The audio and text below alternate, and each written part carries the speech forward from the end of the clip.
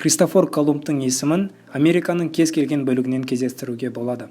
Оның құрметіне қойылған ескерткіштер, көшелер мен қалалар, тіпті әскери шерумен ұлттық Колумб күні де тойланады. Ғасырлар бойы Колумб жаңа әлемді ашқан ержүрек саяхатшы ретінде құрметтеліп келеді.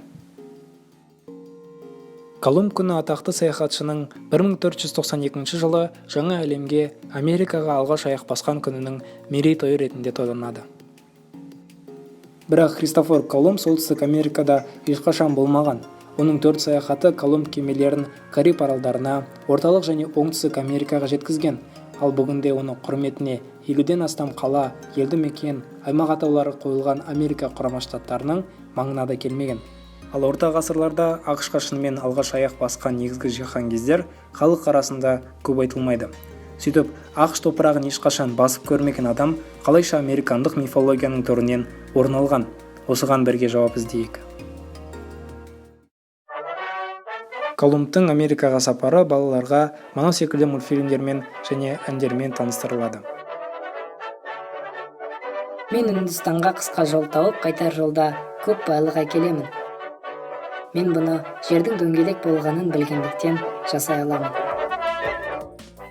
Осындай мультфильмдердегі негізгі мәселе айтылған ақпараттың көбі жалған. Балаларға Колумб жердің дөңгелек екендігін дәлелдеген кісі ретінде таныстырылады. Бірақ Колумбтың заманында бұны онсыз да барлығы білетін. Оның үстіне Христофор Колумб жердің көлемі сол кезде қабылданғаннан да кішкентай дегенді шығарған, және онысы да қате пікір болатын. Бұдан бөлек, балалар әдебиетінде Колумбтың Америкаға сапары бейбіт түрде өтті делінеді. Алайда Колумбтың жергілікті халық санының күрт азаюына себепші болғандығы жайлы айтылмайды. Колумб асқан қатыгездікпен жаулап алған аралда өмір сүрген тақуаға сенсек, жиһанкездер аралға келген соң жергілікті халықты қанды қырғынға ұшыратқан, бала-шағаларын, қарттарын, жүкті әйелдері мен жас аналарын аяусыз өлтірген.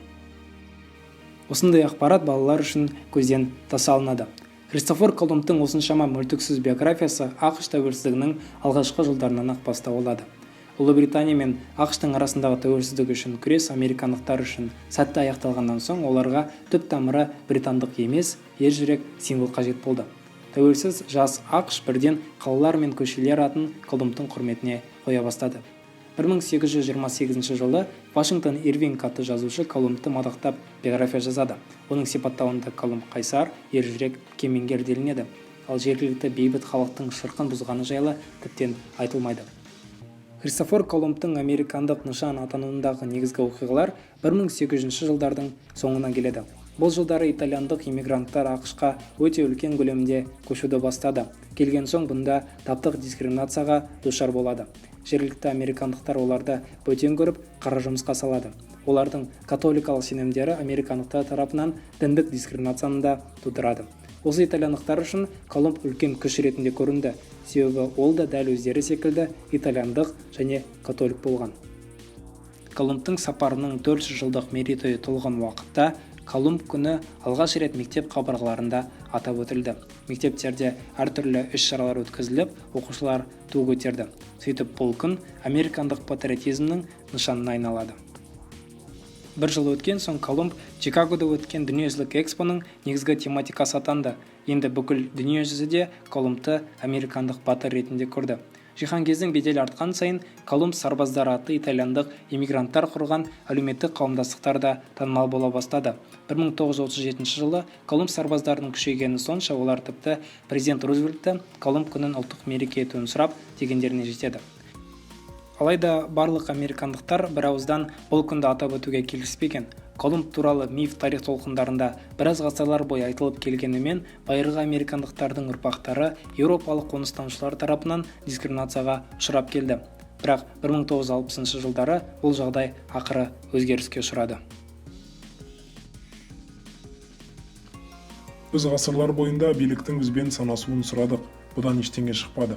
Ал бүгін біз бұны талап етеміз. Біздің мәселеміз қазіргі заманда орын алмауы керек. Тарихшылар Колумб жайлы аңыздарды сейілту мақсатында фактілерге қайта қарап, айтылмай келген шындықтарды назарға ұсынды. Бұлар көпке танымал болған соң біраз адамдар Колумб күнін тойлаудан бас тарта бастады. Колумбтың мүлтіксіз бейнесін жоққа шығарды.